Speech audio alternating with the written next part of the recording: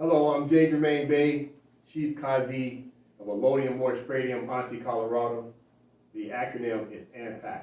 I am the judge over consular court. Today we're very excited. Today we're back into our building. As a lot of Moors know, our big, large groups were broken up because of COVID-19, and today we're excited to come back into our office building now. That way we can enjoy some of the extra lighting that we get to make our videos and have our classes and just more space. So we want to thank the good brother for allowing us to use this domicile for the last few months in order to maintain our government. All right, so we want to say thank you to good brother Kanye Shobe. All right, thank you, good brother. All right, so we're going to get right into our subject matter. So it's a continued subject matter. Keep in mind today is class 10, class 10. What do we go over in class number 9, part 9?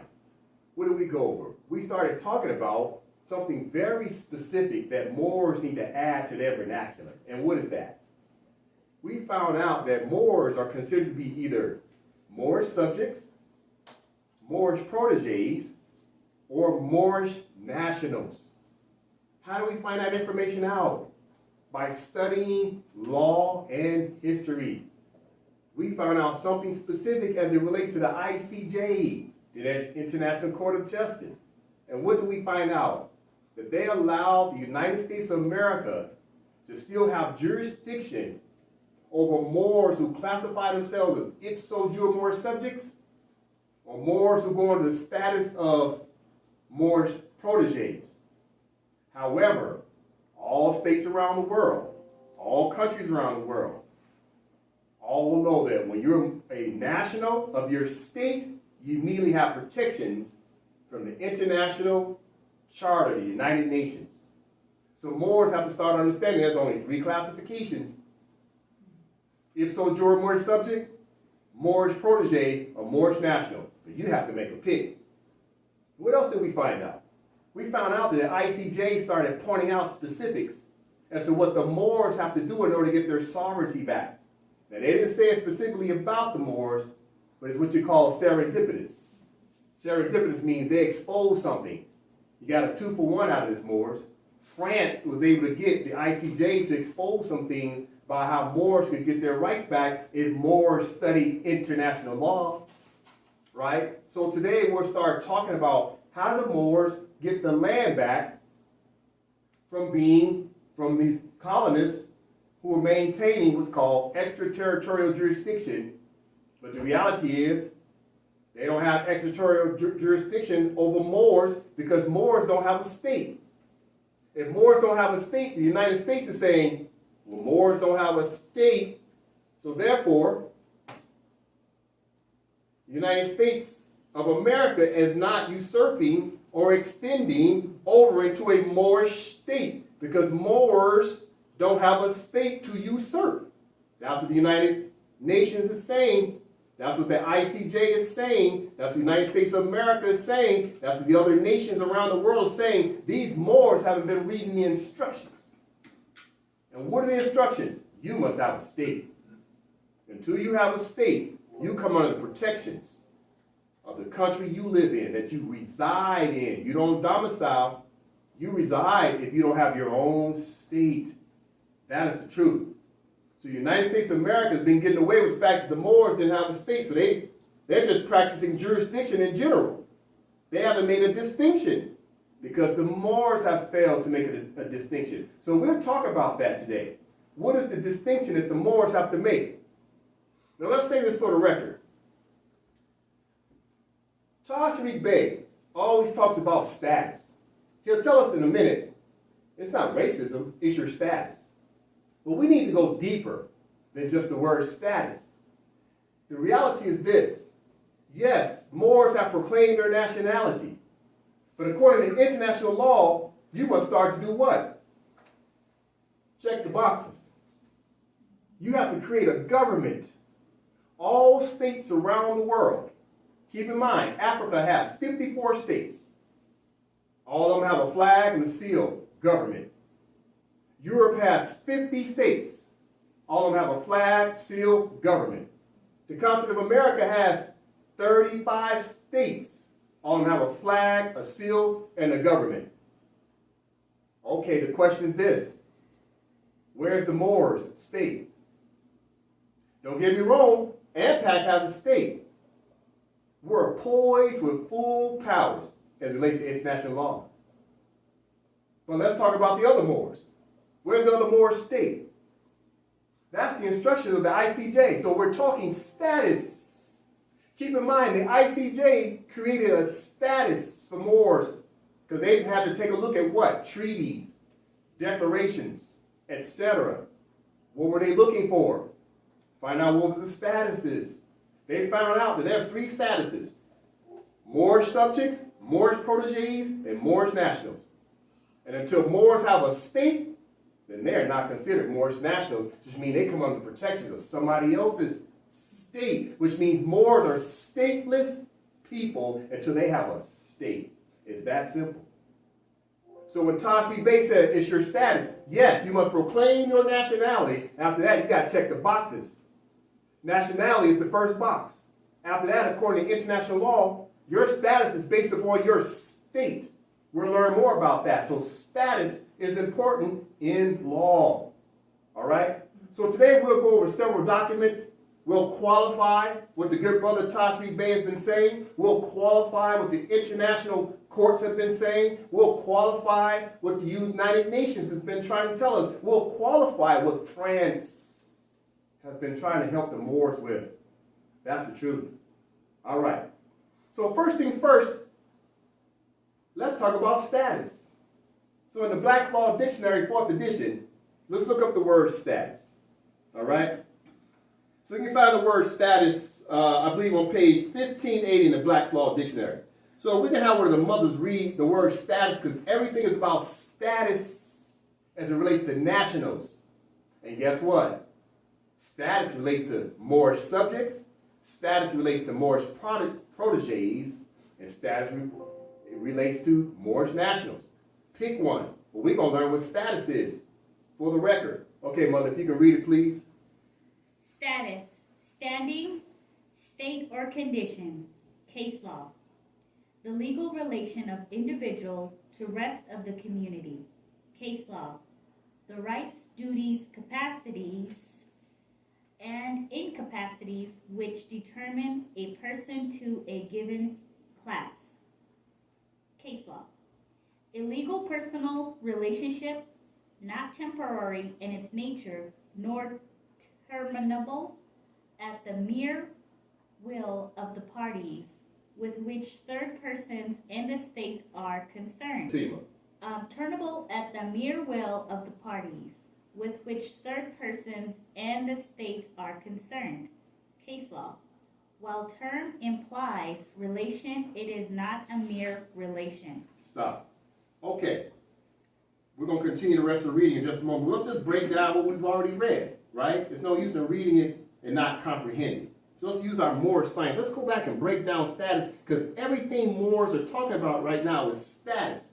Their nationality card is status. The plates on their conveyance is status. Your fez is a status. Your pins is your status.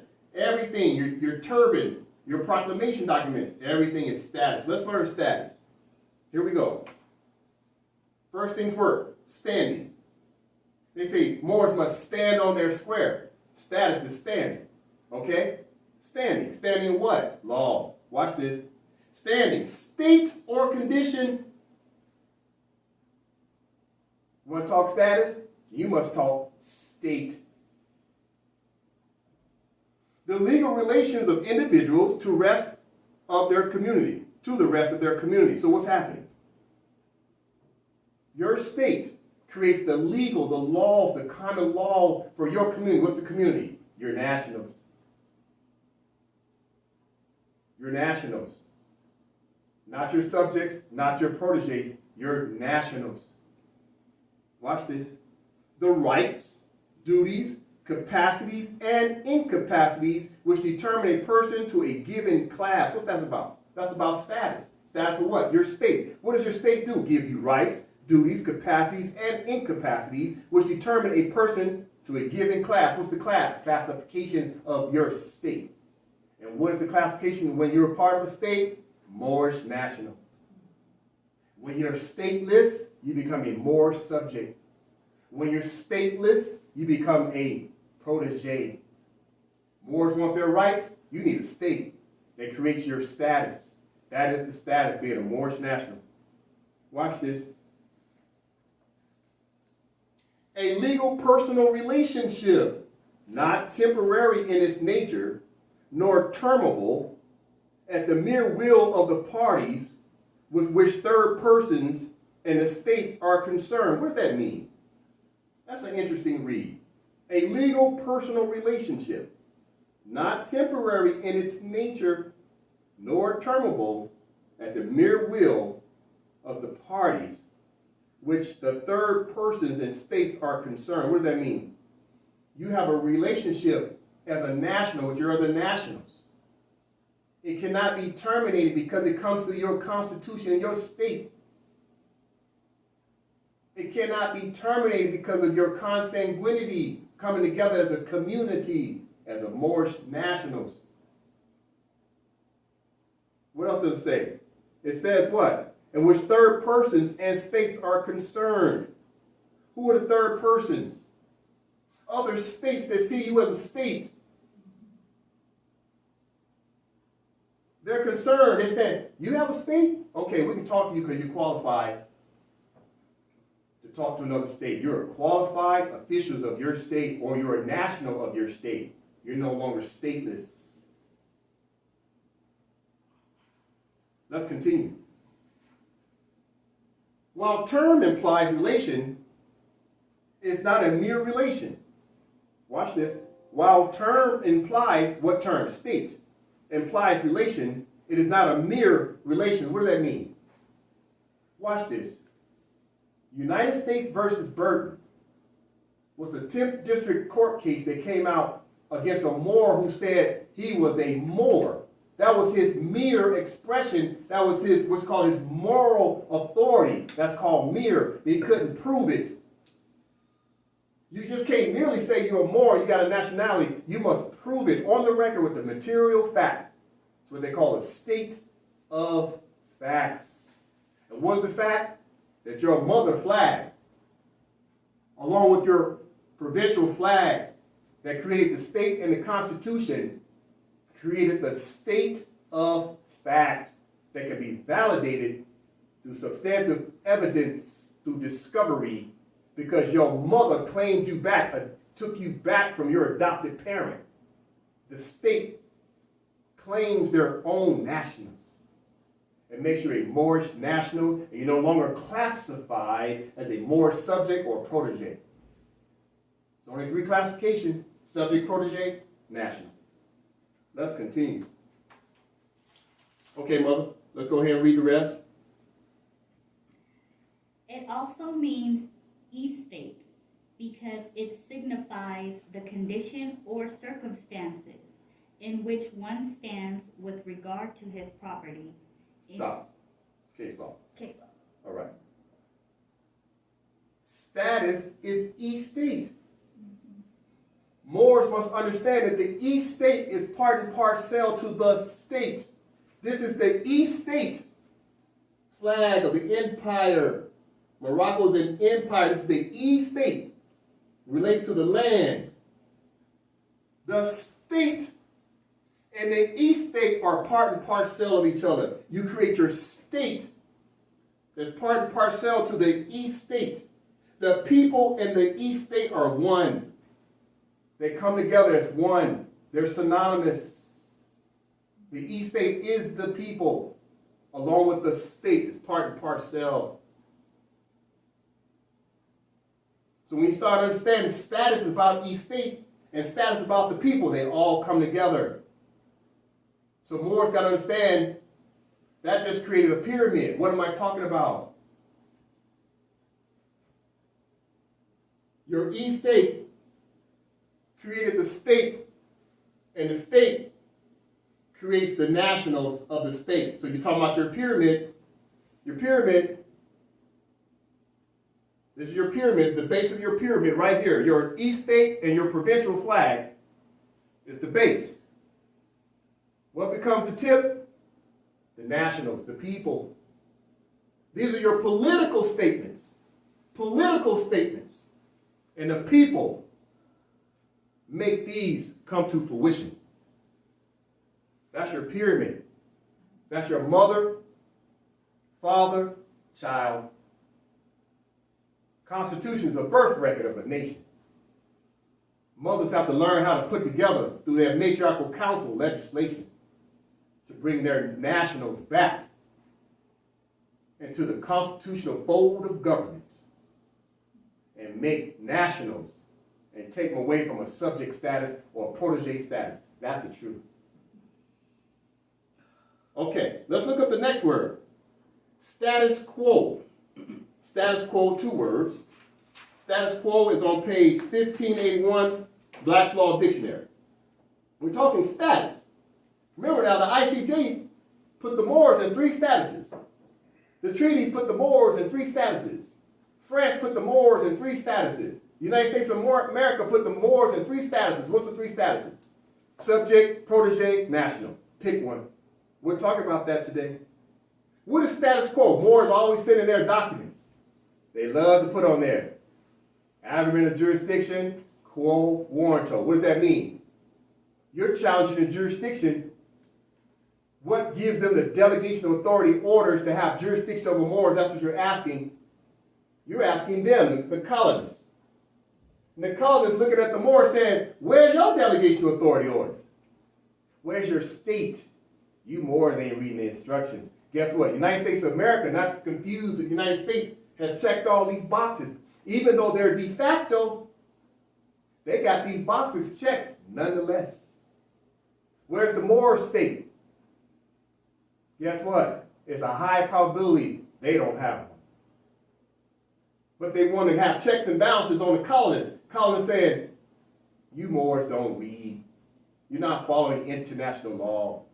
Don't get me wrong, AMPAC has a stake. We are poised with full powers to deal with the Wizard of Oz, i.e. United States of America, not to be confused with the United States. That's the truth. So now we're going to read status quo. We're talking status. Status is what? The people. That's the East state, and the Moorish nationals coming together. That's full circle. That's a circle. That's a hole. A triangle is a hole. It's 360 degrees. All right. Okay, Mother, if you can read status quo. The existing state of things at any given date, status quo ante bellum, the state of things before the war. Last actual, peaceable, non-contested condition which preceded pending controversy. Thank you, Mother. Let's go back and use our Moorish science. What does that mean? Comprehend, forensics. We're going to read. Watch this. Status quo. What does quo mean? Question. Questioning what? Someone's status. The existing state. Your status must be state before you even ask someone a question. Moors, listen to me. If you're asking the colonists what is their status, you're asking them the question. Well, first question you got to do is ask yourself, do you have a state? There's a high probability the answer is no. Okay, but you still want to ask the colonist, what is his status? Okay, so what's the definition say? The existing state. United States of America said, we got a state. Watch this. Of things of any given date. Status quo ante bellum, the state of things before the war. Listen, that's your post-millennium question. That's your what's called reparations question. That's your restoration question. That's your adverse claim question. But guess what? Moors can't ask that question until they have a state. Only Moorish nationals can ask United States of America nationals what their status is. Subjects are stateless. Proteges are stateless. Moorish nationals can ask the question of another state. It's state on state dispute, questioning each other's authority of jurisdiction. Last actual, peaceable, non-contested condition which preceded pending controversy. So what does that mean? Before there was a war, there wasn't post-millennium. People were just at peace. They had their own state. The Moors had their own governments. The Moors built all of these so-called museums, historical buildings, courthouses, capitol buildings. Moors built all this around the world. We were in sync. So therefore, we must get our status quo back, but we must create our own state. And after that, start asking the question, who's the real sovereign? Guess what's going to protect us? Our consanguinity, our state, and our treaties. That's where it starts. Let's continue. So we're talking status, right? Status and state go together. Status and state go together. Status and state go together. So we're going to look at the definition of state, which is, I believe, on page 1578. State, verb, to express the particulars of a thing in writing or in words, to set down or set forth in detail, to aver,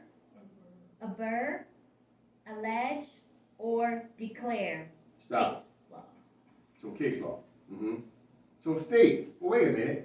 Black's Law Dictionary doesn't hardly ever put 8 parts of speech on their definitions. So therefore, when you see V, we know that's a verb, 8 parts of speech. A verb is what? An action. So it's an action, an act. So the state means the act of creating the legislation, the Constitution, to create your state and start checking the boxes. That's the action. The first thing is state of mind. That's the first action, becoming competent. Second action is breaking out your pen and scribing your political documents. That creates the state along with your population. Your population creates the state. That's the verb. That's the action. Okay, continue, Mother. Just a moment. State, noun.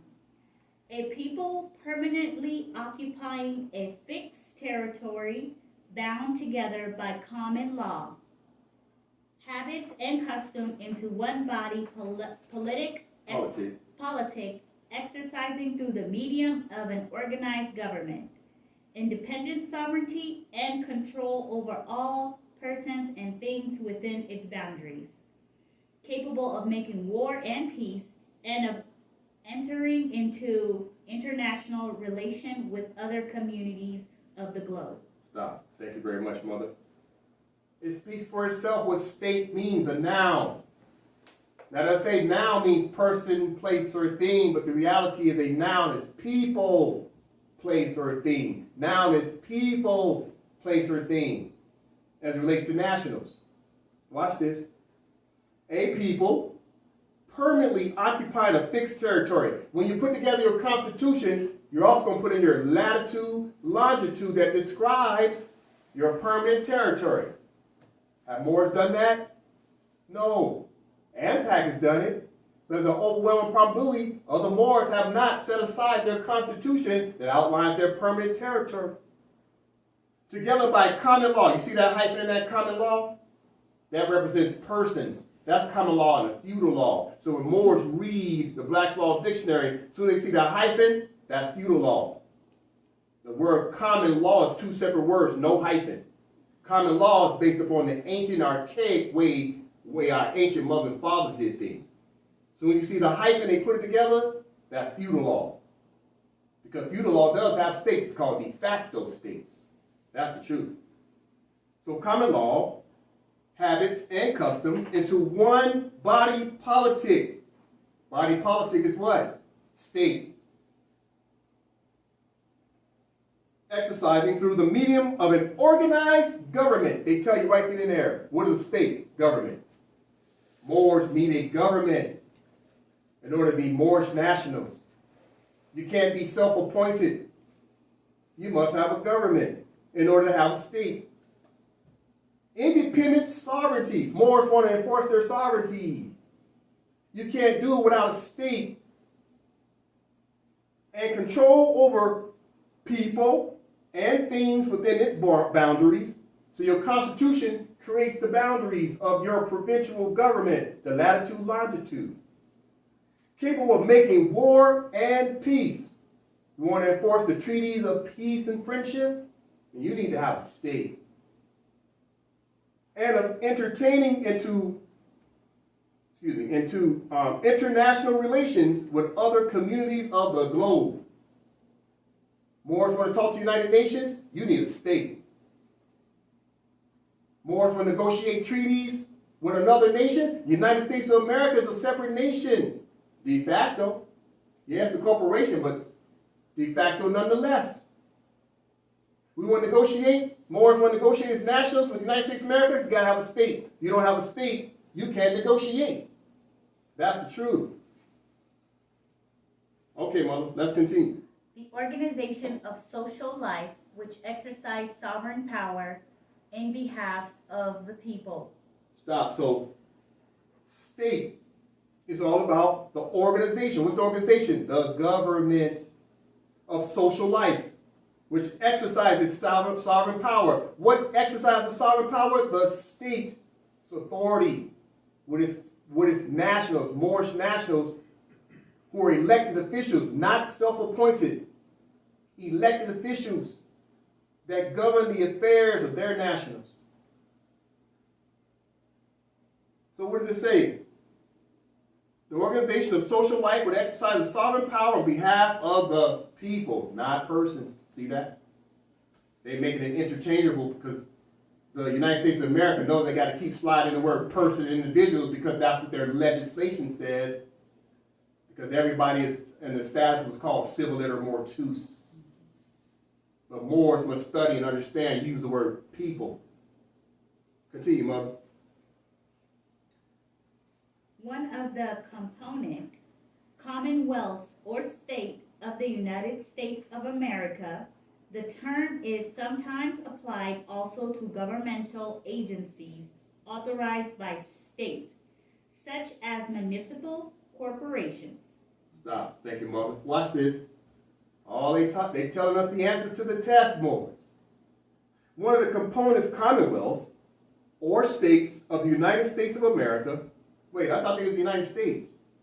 Oh, see, United States of America, not to be confused with the United States. Two separate entities, but they use them interchangeably. The term is sometimes applied also to governmental agencies authorized by state. Moors want authorization to do what they're doing? You need a state. Now, they talk about their municipal corporation, so watch this. We tell people, United States of America is a corporation. Moors tell them, United States is a corporation. Guess what they just said? Such as municipal corporations. They just call themselves a corporation.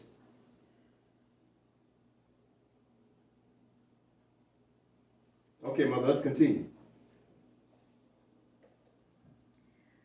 The people of a state, in their collective capacity, considered as the party wronged by a criminal deed. The public, as in the title of a cause, the state versus A.B. Okay, all right. So that's relatively easy to understand. The people of a state. Only way you can be people. More say, I'm not person, I'm not individual. Yes, you are. Because you still come under the protection of the United States, because you're still an ipso jure Moorish subject. Because you're still a protege. If you're not a Moorish national, then guess what? So therefore, what I'm saying is this. Moors can't be classified as people until they become Moorish nationals of their own state. I'll say it again.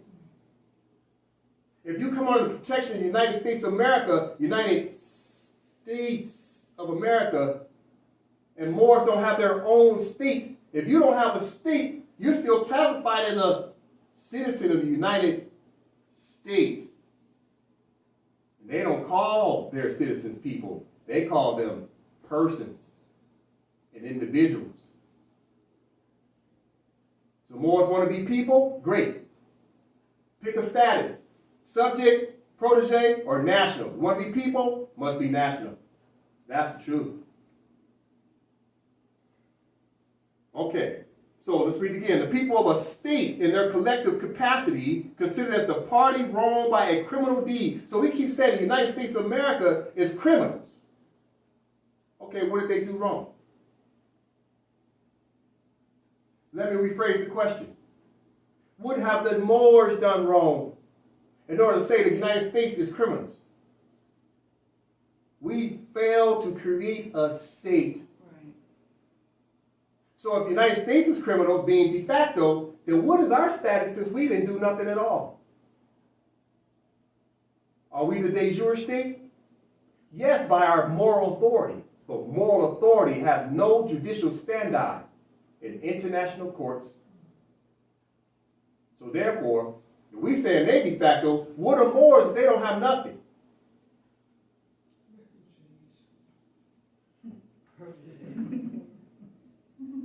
You see, this is the conflict of interest that the Moors have put themselves into. I'm going to continuously qualifying this. I'll prove it. Watch this. Go ahead, Mother, continue. The section of territory occupied by one of the United States. Continue. The circumstances or condition of a being or a thing at a given time. Okay, Continue. Let's go to foreign state. A foreign country or nation. The several United States are considered foreign to each other except as regards their relation as common members of the Union. Stop. Wait a minute. The United States of America and its several 50 states are all foreign to each other.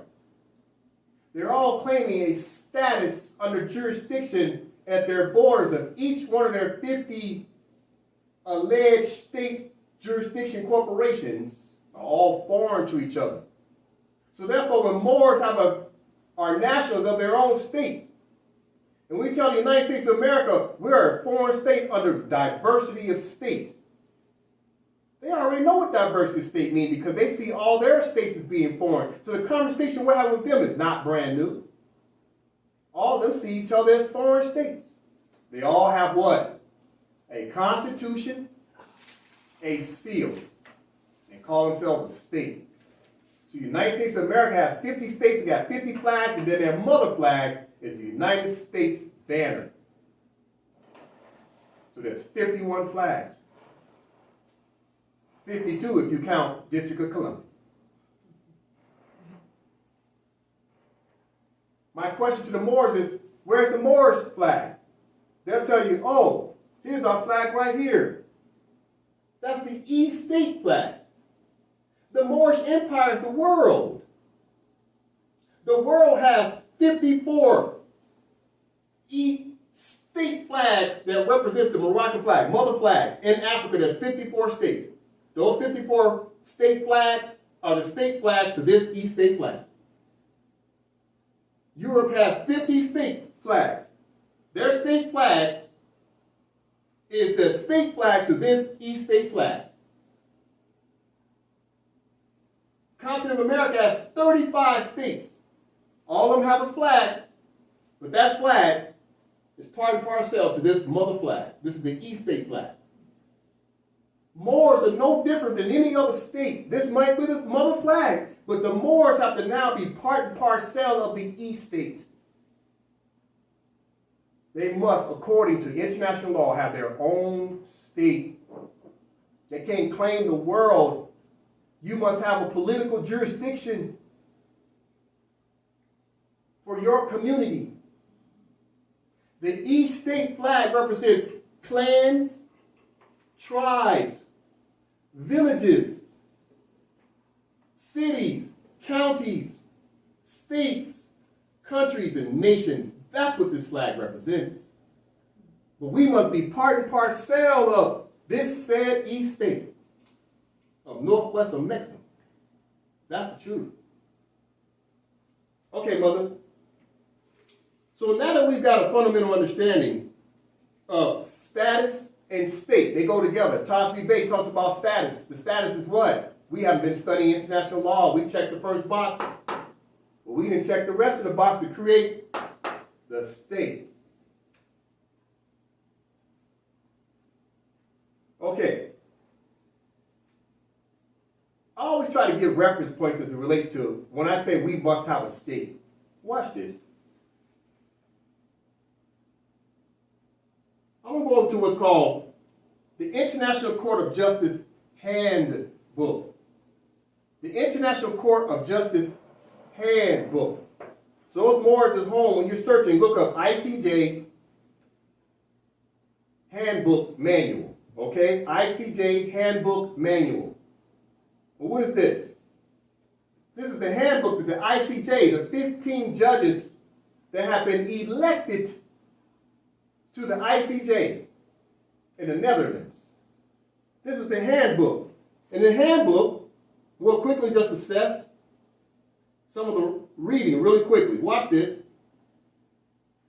We're going to read just a quick couple of paragraphs of the history. Watch this.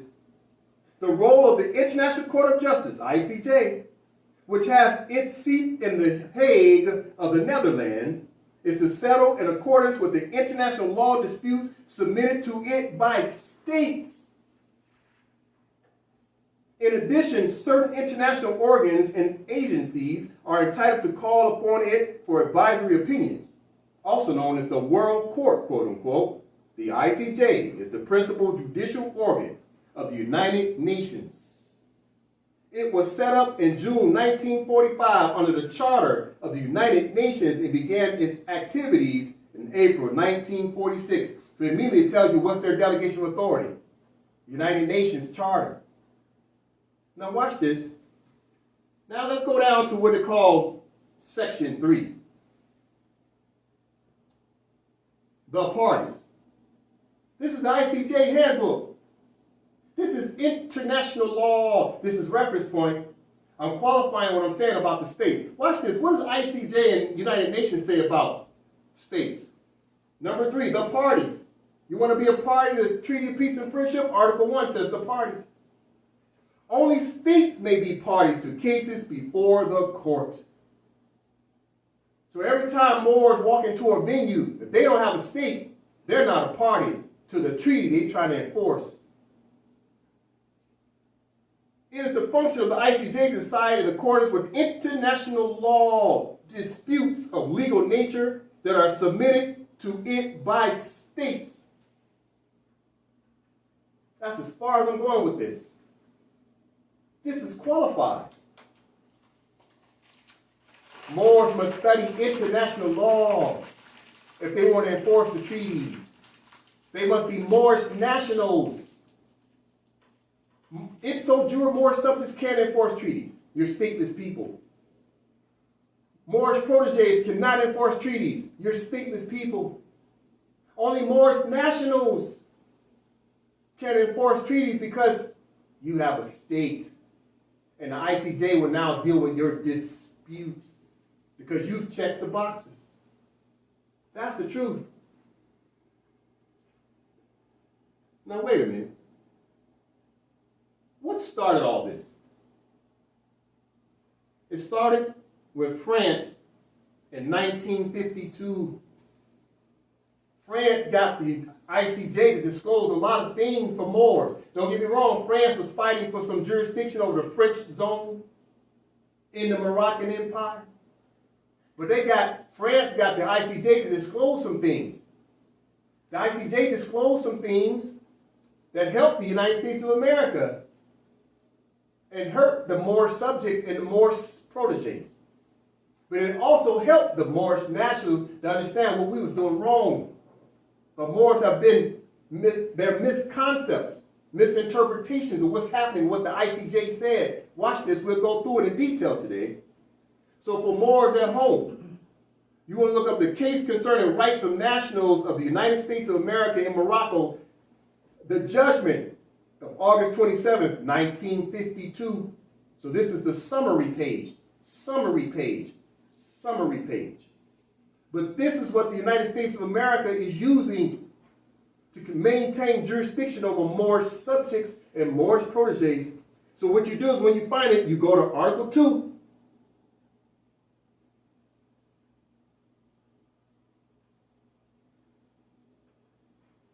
If I have one of the mothers read Article 2 again, please. Unanimously, with regard to consular jurisdiction in the French zone of Morocco, the United States is entitled to exercise such jurisdiction in accordance with the terms of its treaty with Morocco of September 16, 1836, that is to say, in all disputes, civil or criminal, between citizens or protégés of the United States. Okay. Moors must start comprehending what does this mean. Let's read it again. Let's use some more science, which means forensics. First things first, it was a unanimous decision by all the competent judges of the world courts. This is qualified. Unanimous. With regard to consular jurisdiction in the French zone of Morocco, which is the Moroccan Empire, the United States is entitled to exercise such jurisdiction in accordance with the terms of its treaty with Morocco of September 16, 1836, was the Treaty of Peace and Friendship, 1836. That is to say, in all disputes, civil or criminal, between citizens or protégés of the United States. Who are the citizens they're talking about? They're talking about the Moorish citizens and all the United States of America citizens. Citizen is a citizen because they created the 14th Amendment. They declassified the Moors and made them citizens. They also did that in 1871. They did that in 1870. 1870, Naturalization Act. 1871, District of Columbia. So they changed everyone's status. So why are they talking about 1836? Let's find out what the ICJ is trying to say about a bilateral treaty. The bilateral treaty between Moors and the United States of America. Moors, United States of America. Watch this. We're going to go to 1836. That's what they pointed out, right? They're talking about Article 20. Article 20 says, if any of the citizens of the United States or any persons under their protection shall have any dispute with each other, the council shall decide between the parties. And whenever the council shall require any aid or assistance from our government to enforce its decisions, it shall be immediately granted to him. What's happening during this time? During this time, France is helping as being the council. Why does France have to help Moors as council? You know why? Because Moors in the northwest of Mexico, the Maghreb, Alexa, didn't have a government. We didn't have a government to represent ourselves over here in what's commonly known as North America. So Moors must understand we need our own government to represent ourselves because the Moroccan Empire is vast. Article 20 says it all. This is what the ICJ is using. Get back to point.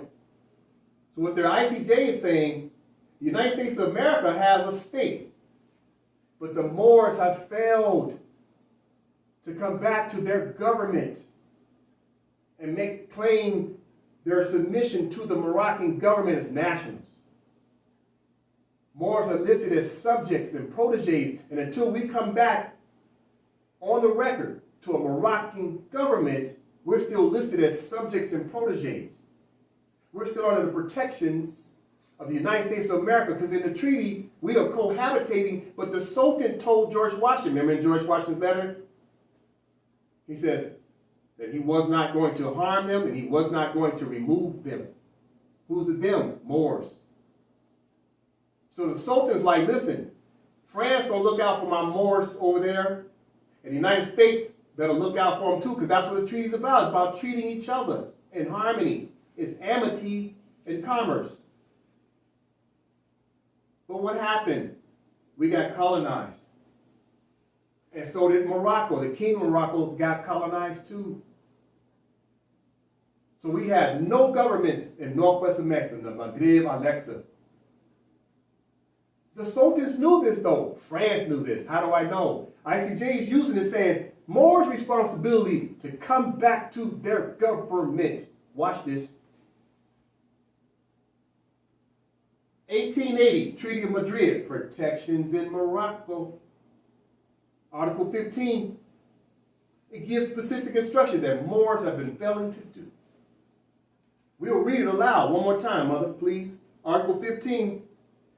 Any subject of Morocco who has been naturalized in a foreign country and who shall return to Morocco shall, after having remained for a length of time equal to that which shall have been regularly necessary for him to obtain such naturalization, choose between entire submission to the laws of the empire and the obligation to quit Morocco, unless it shall be proved that his naturalization in a foreign country was obtained with the consent of the government of Morocco. Stop. Moors keep forgetting what this is saying. It's very specific, but yet, if you don't know what you're reading, you'll miss it every time. Watch this. Any subject of Morocco, first thing you must understand, as soon as they say Morocco, they're talking about what? A state. Morocco, although it's an empire, is the empire state. So if you coming back to Morocco, you coming back to the government of Morocco. Moors haven't been coming back to the government of Morocco, the state, the empire state of duly elected officials that are the state representatives. To do what? To do what? Let's read it. Any subject of Morocco who has been naturalized in a foreign country, United States of America, and who shall return to Morocco, return to Moroccan state government, shall, after having remained for a length of time equal to which shall have been regularly necessary for him to obtain such naturalization, choose between the entire submission to the laws of the empire state and the obligation to quit the Morocco empire state, unless it shall be proved that his naturalization in a foreign country has been obtained with the consent of the government of the Morocco empire state. Moors just been filling out proclamation documentation. They didn't follow the instructions. You got to come back to a Moorish government. But here's the problem. Northwest of Mexico don't have a government. Don't get me wrong, AMPAC has a state government. But there's an overwhelming probability the other Moors out there don't have a state government. Moors either create their own state government in the Moroccan Empire, or they need to come back to a Moroccan government in northwest of Mexico. But they have to come back to a Morocco government nonetheless in order to come back as Moorish nationals. Until then, you're still subjects, proteges. Moors ain't been reading this right. So the ICJ is doing what? The ICJ is looking at 3 treaties. 1836, Treaty of Madrid. You're looking at 1836, Treaty of Peace and Friendship. You're looking at the 1880 Treaty of Madrid, because they're looking at Article 15 saying these Moors ain't done their own part. And so Moors got to wake up and create their state and then bring their disputes to the UN. What else are they looking at? 1906, Act of Algeciras. Article 101. If the mothers can read it, please. Article 101. Article 101. The Moorish customs authorities shall directly inform the diplomatic or consular agents of any violations of this regulation which may have been committed by those under their jurisdiction, in order that they may be prosecuted before the competent court. Continue. Similar violations by Moorish subjects shall be brought directly by the customs before the Sharifan authority.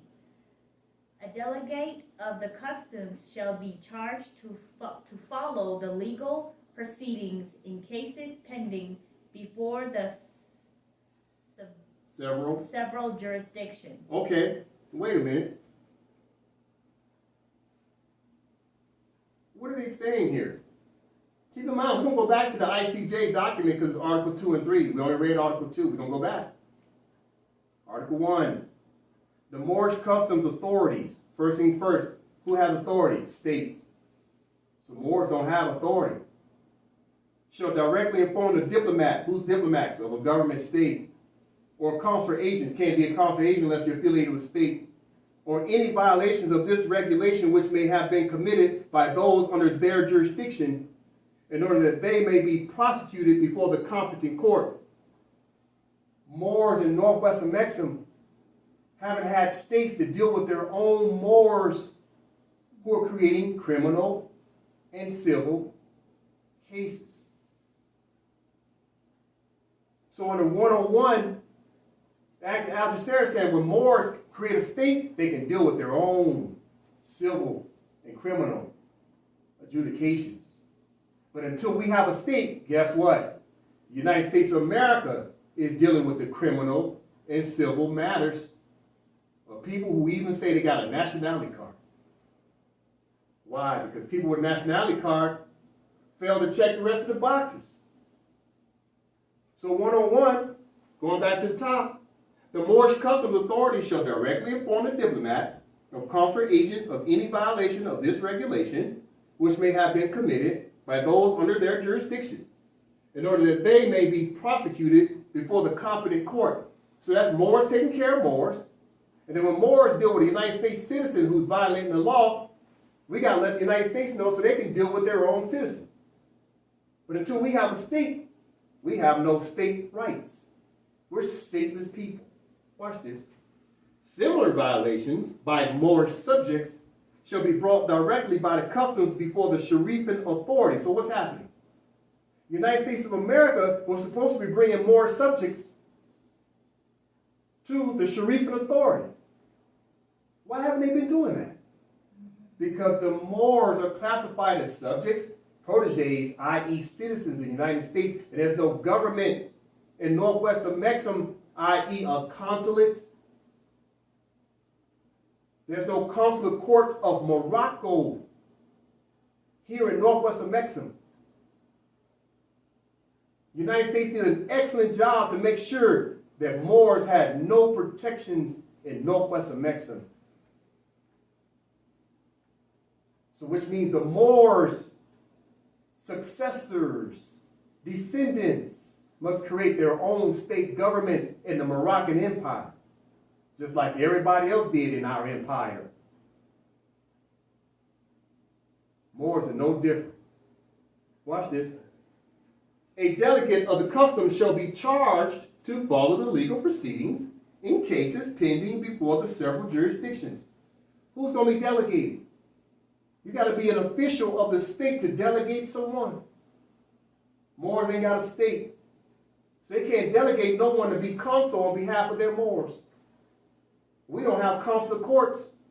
Don't get me wrong, AMPAC has consular court, but the other Moors, there's a high probability they don't have a state to enforce consular court to deal with their own nationals. Let's go to Article 2, please.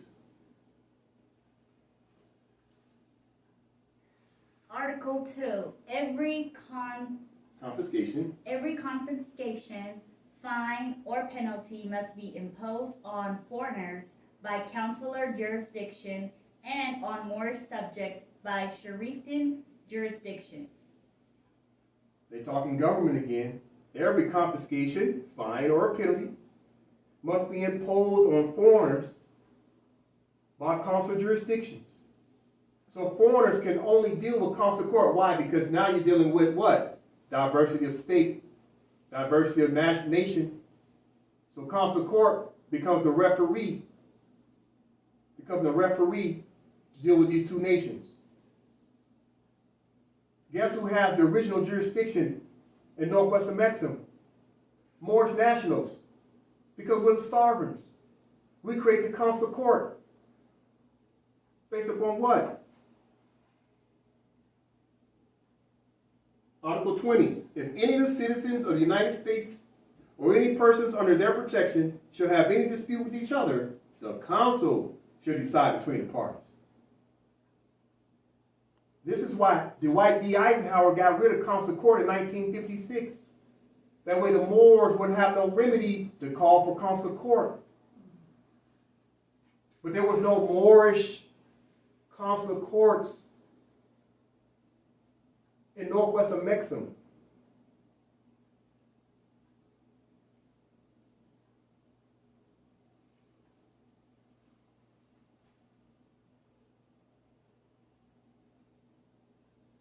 Read again. Every confiscation, fine, or penalty must be imposed on foreigners by consular jurisdiction and on Moorish subjects by Sharifan jurisdiction. Sharifan jurisdiction is Moorish nationals who are authorized officials to deal with consular court. If you don't have a state, you can't be in a Sharifan authority. You can't be a Sharifan official. The United States of America did an excellent job along with the COINTEL Moors, sellout Moors, and conversal Moors helped to get rid of any remedy that Moors would have to get their national rights back. How does the United States of America, as being a separate nation, have the authority to get rid of consular court? It's because they got every right to get rid of their own consular court. That immediately tells you northwestern Mexico didn't have no consular courts. Moors didn't have consular courts of their own. The United States of America got rid of their consular courts. In northwestern Mexico, where was the Moors' consular court? Moors saying, man, Dwight D. Eisenhower got rid of consular court. So? Why do I say so?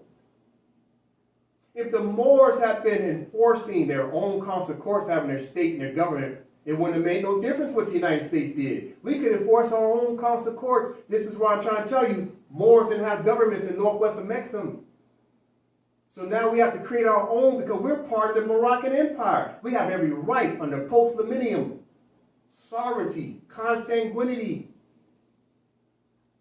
to create our own governments. Guess who's been trying to get us to create our own governments all this time? France and the United Nations. Rights of indigenous people. Find out the mothers read Section 3 of the ICJ. This is the ICJ.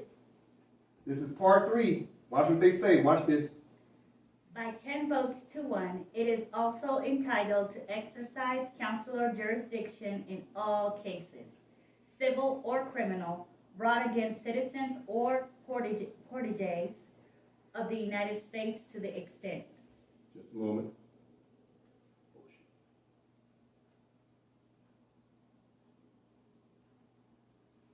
Okay. Required by the provisions of the Act of Algeciras relating to consular jurisdiction. So we already went over the Act of Algeciras, which was under Part 3 of what they said. What did they do? Watch this, Moors. Listen. The ICJ gave us a roadmap. They said, Moors, you need to go back to 1836, the bilateral treaty between Moors and the United States, and create your state and bring your disputes to us in the ICJ. Until then, you're subject or protege. They said, Moors, Section 3, go back to the 1906 Act of Algeciras and understand what Chapter 5 and Chapter 6 is all about. It's talking about jurisdiction. Until then, you're still subject and protege. You're still United States citizens. Until you create your state. They gave us a road map. Guess what else they talking about? The Treaty of 1880, Article 15. They're saying, Moors, y'all gotta read international law. There's nothing the United Nations can do to help us, Moors. We gotta help ourselves and follow instructions. That's the truth. Until then, we are stateless people. We can't enforce nothing. We can't be self-appointed nothing. Taj Reed been giving us the answers to the test for the longest. He kept saying, we need a nation state, a nation state, a nation state. Then he kept saying, status, status, status. What was he saying? Follow international law. You can have your nationality, but you're still a stateless people with a nationality. Until you check the box, you're subject and protege. You want to be a Moorish national and enforce the treaties and get your sovereignty back? You need a state. Good evening. I am Kanye Sho Bay, Consul General for AMPAC, a state provincial government in Morocco. AMPAC meaning Allodium, Moorish, Praedium, Ante, Colorado.